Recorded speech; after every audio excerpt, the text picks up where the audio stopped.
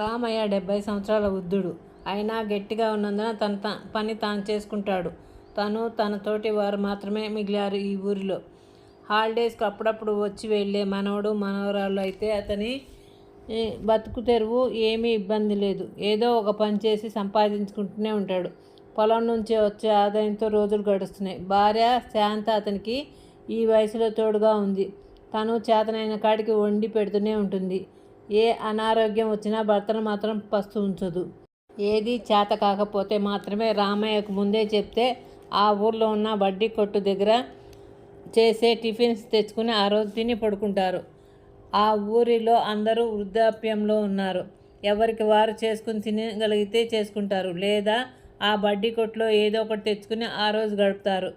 వాళ్ళలో వాళ్ళు ఏమి చేసుకునే స్థితి అందరూ ముసలివాళ్ళే. అందరితో జవసత్వాలు తగ్గిపోయిన వారే. వారి పిల్లలంతా బతుకు తెరువుకు పట్నాలు వెంట పోయిన వారే. వాళ్ళని ఏమీ అనలేం. ఇక్కడ ఉంటే వచ్చే కొద్దిగా ఆదాయంతో పిల్ల పాపలతో వాళ్ళ జీవితం కష్టతరం అయ్యేదే అనుకుంటూ ఉంటారు ఆ ఊరి వారు.